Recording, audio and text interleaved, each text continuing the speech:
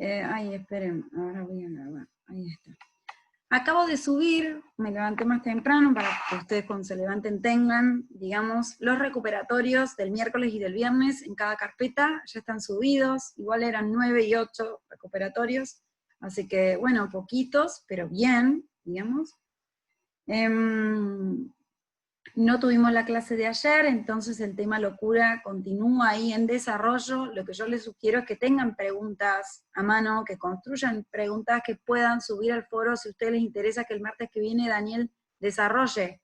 Orienten el teórico también a ustedes, digamos, si quieren en el foro hacer preguntas sobre lo que están leyendo, sobre el libro de Daniel o demás, bueno, pongan las preguntas ahí para que el profesor, que todos los días está revisando el foro, arme la clase en base a sus preguntas, ¿sí? En ese sentido.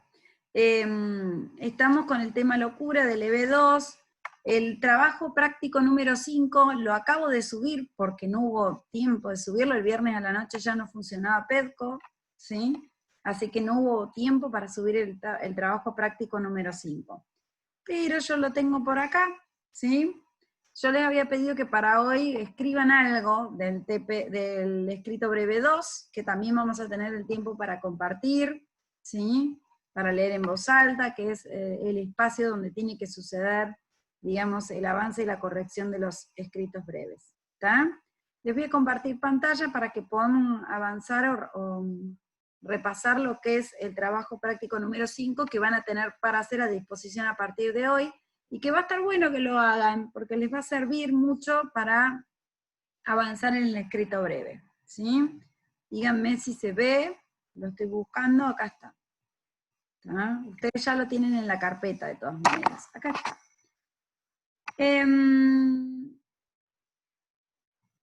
Acá hay algo que estuvimos construyendo y que Guadalupe propuso también desde la construcción primera de este escrito breve, de este trabajo práctico.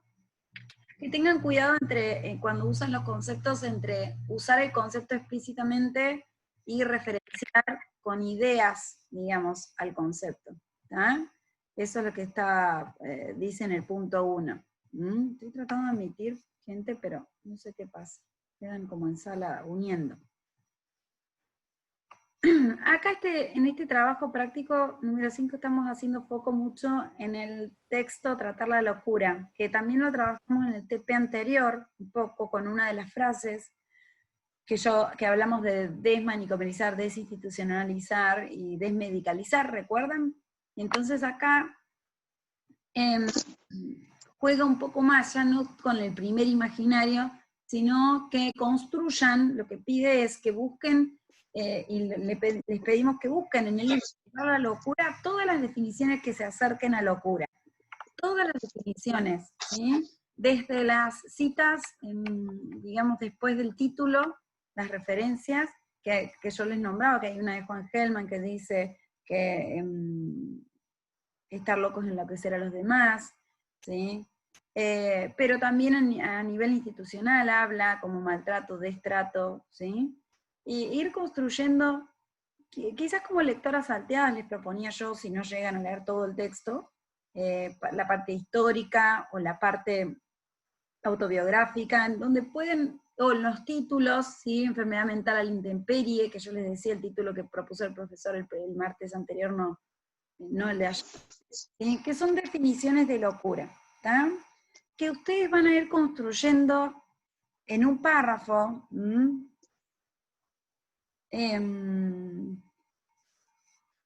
y también las formas de ir viendo el abordaje a la locura, ¿sí? Alguien leyó, empezó a leer, alguien encuentra lo que es locura como definición, no tanto por asociación libre como hicimos la clase pasada, o por imaginario, leyó en los textos algo que puede acercarse a la definición de locura. Un poco cuando, a ver, el profesor, no me acuerdo si el profesor lo planteó o lo leí, el de la ley, ahí como que empieza a darle ¿no es cierto? Le pone concepto a salud mental, lo empieza a diferenciar, ¿puede ser? Sí, claro que sí. Es cierto. Sobre todo hay ese título que dice locura, enfermedad mental o la intemperie, esa ya es una definición. Y se lo digo porque es el ejemplo claro de lo que vieron en la primera clase, ¿sí? Eso ya es una definición, ¿sí? Entonces, está bien, cuando habla del contexto político, decís, Lilian. Sí, eso es, el contexto político de algo que surge, a ver si lo entendí bien, que surge en Dale. Río Negro, y después se traspola al país. Esto es así porque veo bastantes diferencias de año entre la ley nacional y la propuesta de Río Negro. Claro, en realidad Río Negro es antecedente. Lo que dice Daniel en ese capítulo es que en 1991 se sanciona, pero no se reglamenta, la ley 2440, ¿sí? De desmanicomialización o llamada de desmanicomialización, y que esa junto con la de San Luis y la de Santa Fe van a ser antecedentes de la 26657 que se promulga nacionalmente en 2011. ¿Sí? Se reglamenta en 2011 y se promulga y se sanciona en el 2010. ¿Está? Entonces sí, de Río Negro, y también, bueno, cuenta un poco que tiene que ver con un lugar, con Allen también, ¿no? En relación a los manicomios, a desmanicomializar. Y entonces ahí propone esos 3Ds, ¿sí? Que la propuesta es desmanicomializar, desinstitucionalizar y desmedicalizar, pero la mirada es una mirada crítica, donde, bueno, lo que termina diciendo que es un desmantelamiento, digamos, lo que sucede al no contar con los manicomios. Acá tenemos que ustedes busquen dentro del libro cuáles son los abordajes o cómo se abordaría para Daniel la locura, o qué habla de los abordajes también, ¿no? Y después, por supuesto, nos vamos al triángulo base y pensamos, ustedes al leer, ¿han aparecido escenas? ¿Alguna escena que puede estar ficcionada, real o ficcionada o condimentada, lo que se llama, que es una escena real que le ponemos detalles y demás en relación a lo que vienen leyendo? Yo sí, profe, en mi Dale. estado de locura del paracetamol, en ese momento pude, no sé, en base a lo que está diciendo ahora, si hoy sí lo hice bien, pero no sé si lo puedo compartir para... Dale, sí, sí. ¿Sí? Bueno, a ver, dame un segundito acá. Me parece que me fui de mambo, me parece que puse más cosas, más conceptos, porque me leí toda la bibliografía y me vi los videos, pero bueno, a ver, lo pongo a Buenísimo. consideración. Dice, ya sé que estoy piantao, piantao, piantao, yo miro a Buenos Aires del nido de un gorrión, y a vos te vi tan triste, vení, volá, sentí el loco berretín que tengo para vos. Cumplíamos el día 200 de encierro por pandemia, año 2020. Organizábamos, como muchos, las fotos con mamá. Bueno, eso tratábamos. Faltaban fotos de la abuela a partir del año 1980 más o menos, de cuando vivíamos en Buenos Aires. Entonces ella se apuró a decirme, es que tuvimos que internarla en ese lugar, dijo. ¿Te acordás? Estaba tan triste que se volvió loca. No quería comer, lloraba todo el día, se quedaba acostada, no hablaba con nadie, no se bañaba. Papá gastó un dineral recorriendo psiquiatras, psicólogos, comprando cuanto remedio le decían que serviría. No sabíamos qué más hacer con ella. Si seguía así, se iba a morir. Finalmente nos recomendaron una clínica muy linda con flores y buenos médicos, cara, muy cara. Los demás no teníamos vida. Concluyó su respuesta con una mezcla de lástima y culpa. Y sí, ya no estaban las fotos. La ausencia te confronta y te plantea si la ternura hubiera alcanzado para salvarla de su profunda tristeza, de la imposibilidad de sentir ese loco berretín. Pero ahora me viene a la memoria, aquello que era doloroso, que daba miedo, angustia, aquello de lo que te querías correr porque lo que no queremos recordar interrumpe la velocidad, nos detiene y aparecen los síntomas, el olvido. En un video de Citolema dice Citolema que tiene registro de las situaciones de locura desde su propio cuerpo, porque fue a todos los manicomios. Mi registro alude al protocolo para ingresar a la clínica, el olor a remedio en todos lados y a desinfectante en los baños, el ruidito de pastillas en frascos, barrotes disfrazados de rejas lindas pintadas de blanco, enfermeras con cara de preocupación y atentas a cualquier desborde, sin borde. Las flores en ese patio donde rondaban muchos. No sé a qué decirle que quizás estaban peor, quizás mejor que ella. Miradas perdidas, sin reciprocidad, sin perceptores ni percibidos. La subjetividad imposible y nosotros tratando por algún medio de recuperar lo intrasubjetivo, pero no estaba. Los remedios la posicionaban en un lugar sin memoria, obturando el acto de habla mirado. Durante 2 semanas, recuerdo, no fuimos porque sesiones de electroshock y terapias del sueño separaban los cuerpos. Volvimos con mi papá a visitarla, pero no nos dejaron entrar esa tarde gris de final de otoño del año 1980, en el horario de visita que era solo de 45 minutos, porque después venía la hora del cóctel, el juego de la ruleta rusa del medicinato. Se había armado lío con una familia que gritaba en la puerta de la clínica mientras la policía tomaba datos y sacaba el cuerpo directo a la morgue. La locura ligada a la tristeza, a lo peligroso y ahora también comprando un pase directo al otro lado.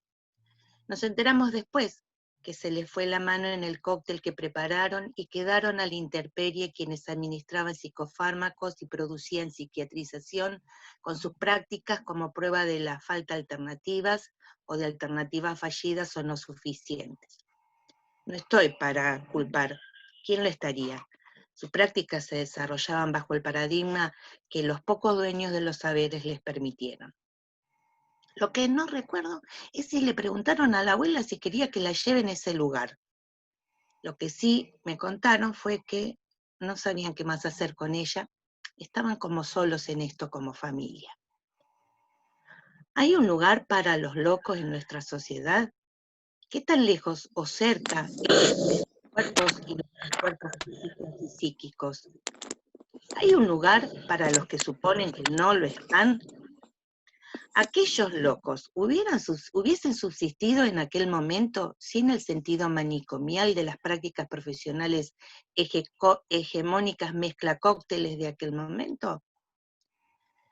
Te desesperaba no saber cómo actuar porque no eran muchos los anudamientos posibles, la familia directa y las instituciones de salud mental.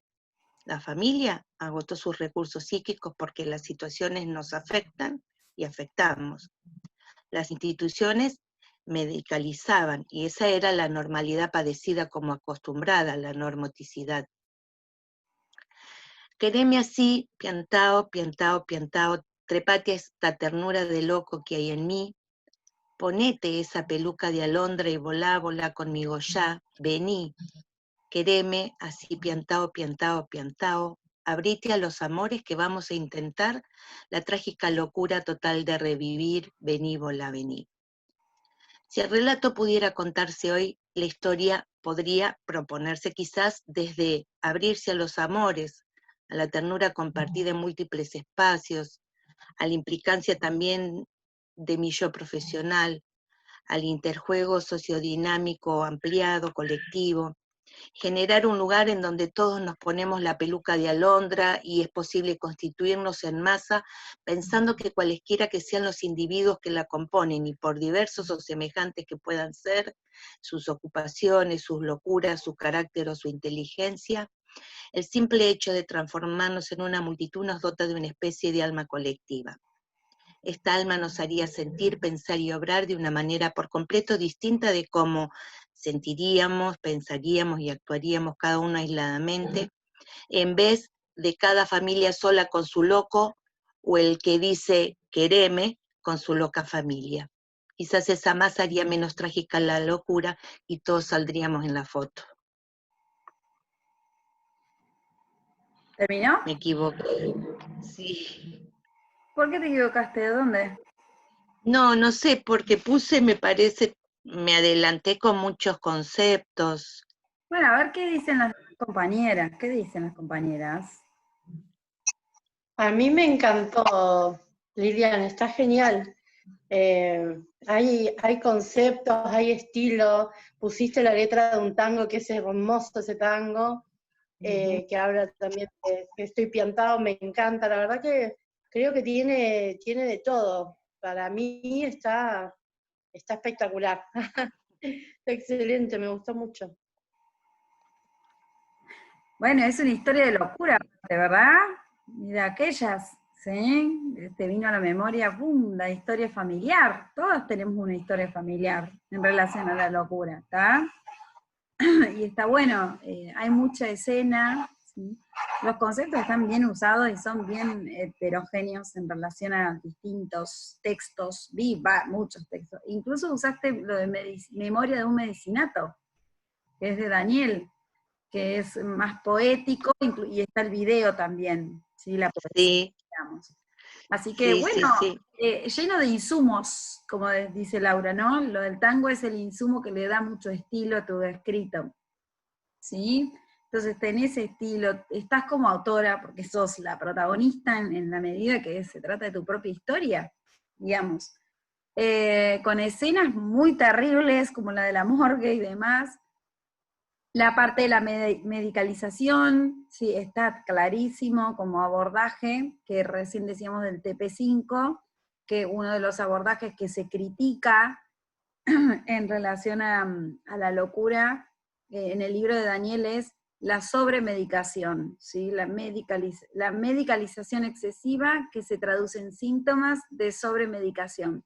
La medicalización excesiva como abordaje, como único abordaje que se traduce en excesiva medicación. Son síntomas del abordaje. Son malas praxis, ¿sí? Malas praxis vienen de malas prácticas, de prácticas de malos tratamientos, de maltrato. Maltrato también no está solamente asociado a la violencia en relación al sentido común, sino que malos tratos también habla de malos tratamientos, y malos tratamientos hablan de malas praxis, ¿sí? Con lo que también vamos a trabajar nosotras, y trabajamos y van a trabajar ustedes en relación a la clínica, o en relación a la locura en los distintos campos donde podamos trabajar en esta generosa profesión, que ahora el 13 cumplimos un día más del Día de las Psicólogas y los Psicólogos.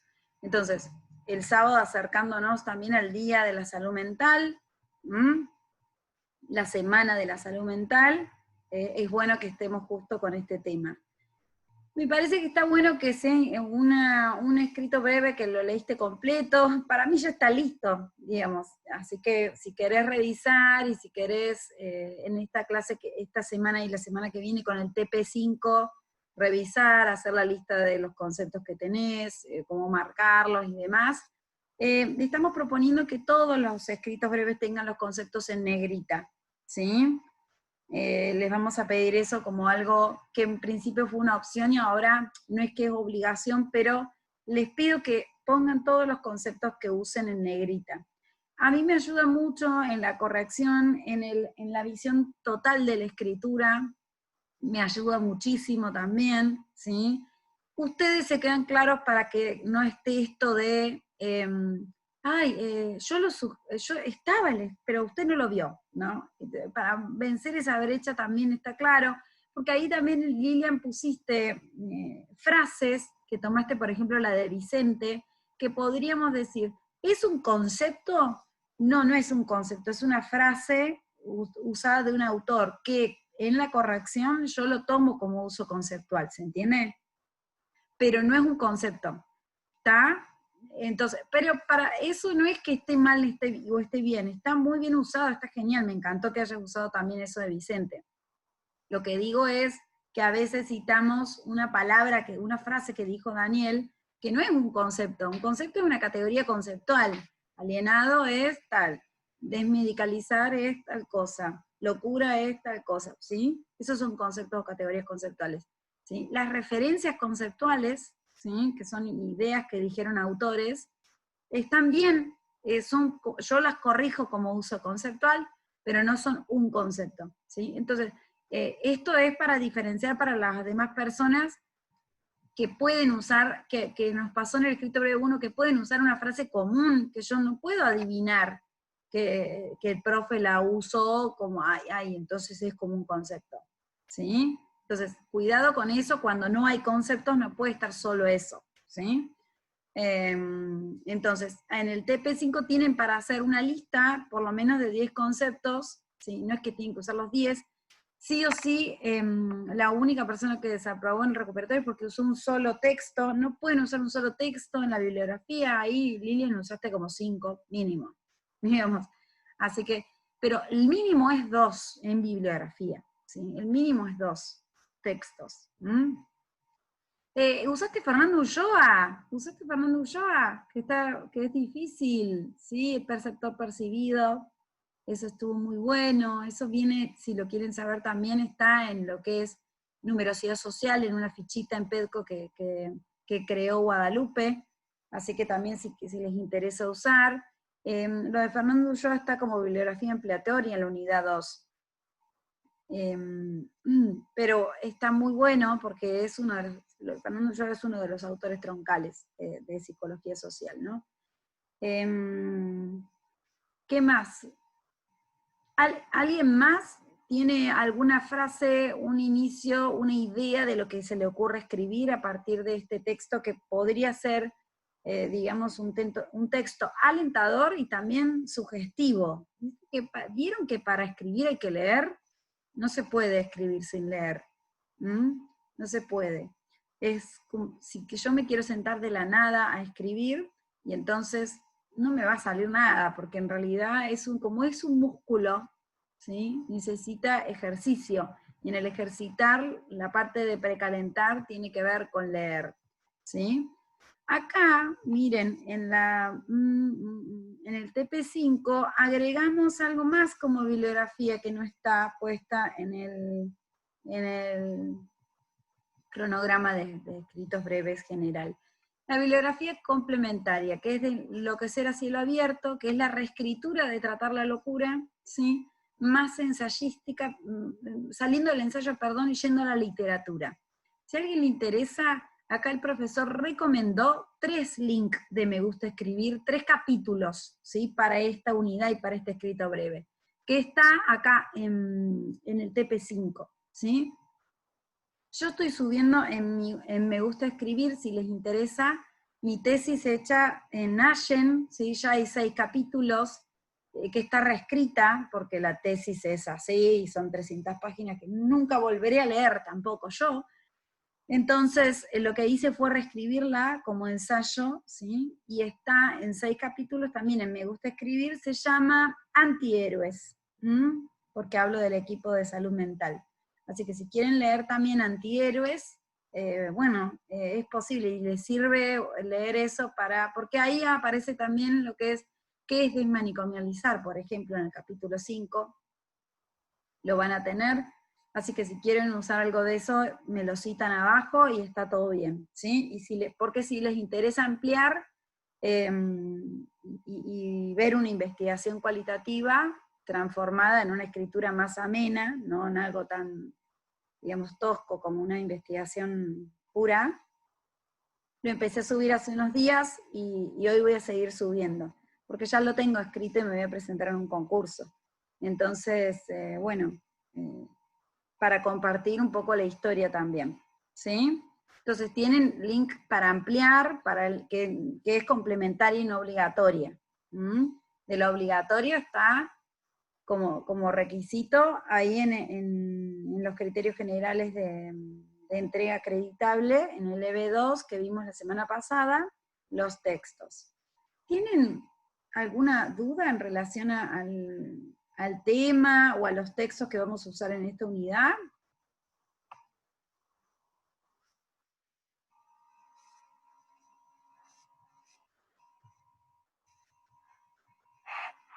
¿Qué otros textos entran?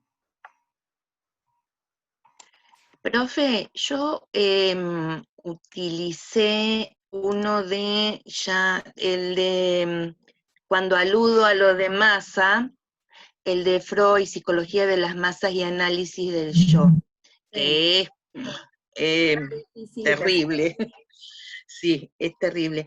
Pero bueno, por ahí me quedó la duda por los componentes de lo que es de la teoría de masas, digamos, que yo recupero para esto. Si en realidad no tendría que desarrollar por cómo lo uso en ese párrafo, no tendría que estar desarrollando, que tiene que ver con un caudillo, con, bueno, no hace falta en este punto, ¿no? No, es un texto difícil porque aparte mezcla la parte sociológica, lo cual lo hace denso, ¿sí? Pero bueno, no tenés que definir nada, porque estamos diciendo que se usa el concepto y está claro, ¿sí? Sobre ese texto hay un par de videos, yo no los subí por todo esto que pasó, pero puedo subir 3 videos si quieren a nuestra carpeta, que es análisis factorial, que es 2 videos de Daniel, que es Salud Mental Colectiva 1 y 2, que habla del análisis factorial de factores que son de series complementarias, ¿sí? Y hay uno mío que usé para dar clase en otro lado, que explica un poco lo de psicología de las masas y análisis del yo. El tema es que de todo ese texto, lo que nosotras necesitamos saber es que, lo que nosotros necesitamos saber es que la crítica va hacia la masa pura, ¿sí? Hacia lo que es el fenómeno de masa, comparándolo con la serialidad, y lo que termina proponiendo es la masa crítica, que es una forma de juntura, de subjetividad, digamos, de conjunto, ¿sí? Porque nosotros tenemos la definición de grupo de Pichon-Rivière, ¿ah? Conjunto de personas que comparten espacio y tiempo, con pertenencia, con mutua representación interna, con asignación y adjudicación de roles, con un encuadre y demás, ¿no? Y con las etapas de lo que es el grupo. Que eso lo pueden leer en modos de abordaje. Modos de abordaje tiene como un resumen de lo que es estas definiciones clásicas de la psicología social, ¿sí? Ahora, cuando hablamos de masa, ¿sí? Cuando hablamos de serie es ese conjunto de personas que no tienen que tener algo en común, ¿sí? Pero lo único que los junta es estar en un lugar y en un tiempo y compartiendo una tarea puntual que no la tienen por qué compartir, pero que es la misma. Por ejemplo, la fila de un banco es lo más fácil, ¿sí? Donde la gente puede interactuar un segundo y después no se ve nunca más en la vida, salvo que de casualidad se conozca. Y entonces, como tercera, digamos, aparte de la numerosidad social, que es otro conjunto social a nivel colectivo, más a nivel comunitario, en donde no necesitan ser grupos, sí o sí, pueden haber grupos adentro, no son serie porque tienen más elementos en común, que no llegan a ser grupo, no es por más o menos, sino que es otro conjunto, pero sí en la numerosidad social hay mutua, digamos, representación quizás, y también está esto de perceptor percibido. Por ejemplo, en una marcha puede haber numerosidad social, ¿no? En una asamblea puede haber numerosidad social, y puede no haber grupo ni serie, ¿sí? En donde en perceptor percibido una voz puede representar a las otras, pero no las anula en pensamiento, ¿sí? Sino que puede alguien decir, sí, yo iba a decir lo mismo, yo siento lo mismo, y sin embargo no llegar a ser grupo por no pasar por todas las etapas, ¿sí? Y después, como cuarto formación posible, está lo que es la masa crítica. Entonces ahí lo que está bueno que explica, que está bueno si a alguien les interesa el fenómeno de manada, explica que las personas que quedan atrapadas por alguna circunstancia o que se van hacia el conjunto en forma masífica, o sea, que quedan masificados, se vuelven más homogéneos, no se distinguen, ¿sí? Y en esa no distinción se borran las huellas de cultura, y eso es lo peligroso, porque predomina lo impulsivo, ¿sí?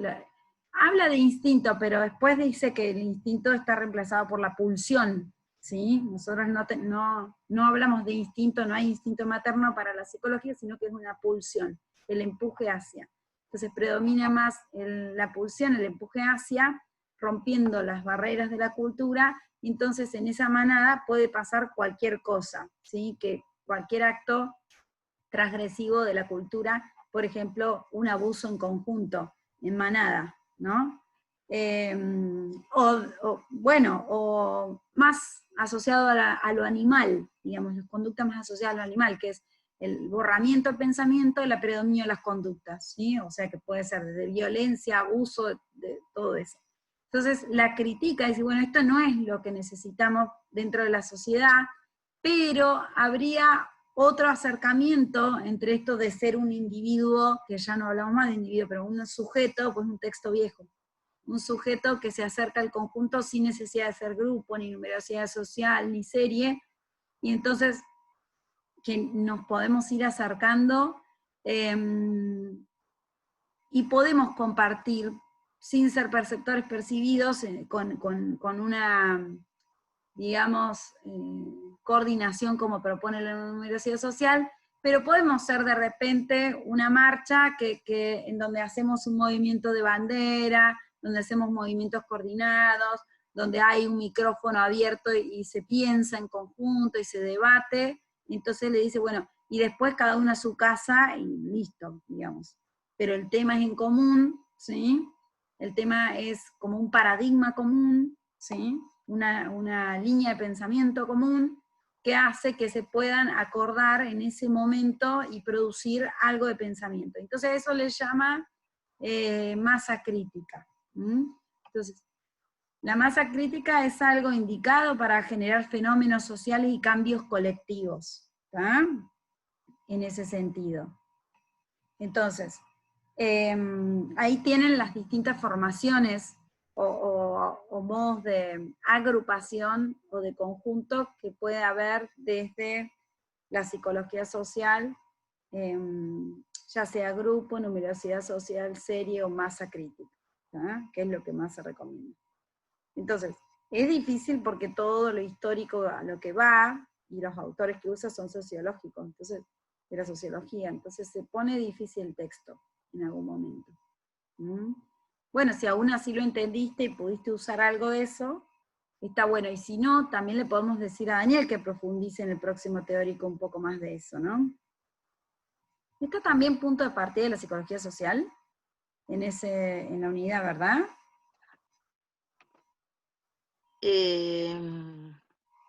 A ver. Yo creo que sí. Bueno, ahí también tienen esto de la distinción entre yo y los otros, que hacen de espejo, y que en ese introyección y proyección, proyección e introyección, se va constituyendo subjetividad, que es el punto de partida de la psicología social, con los otros, con las otras. Ustedes primero busquen lo que dice en el texto ahí, los 10 conceptos en los distintos textos, hagan una listita y por otro lado piensen si a partir de la lectura, la escritura, bueno, aparecen escenas también, ¿sí? Dice que la clase pasada nombré el texto de Carpintero. El texto de Carpintero lo venimos viendo hace bastante, que es el de Corpo Subjetividad. Está dentro del capítulo 2 del erotismo y su sombra, y dice capítulo 2, Corpo Subjetividad, ¿sí? Sí, y que también hay teóricos sobre eso. Barbie. Exacto, Lilian Marón lo copió ahí. El erotismo y su sombra, capítulo del Corpo Subjetividad. Sí, exacto. ¿Sí? Nos desconectamos y nos volvemos a conectar porque se está terminando el tiempo. ¿Está?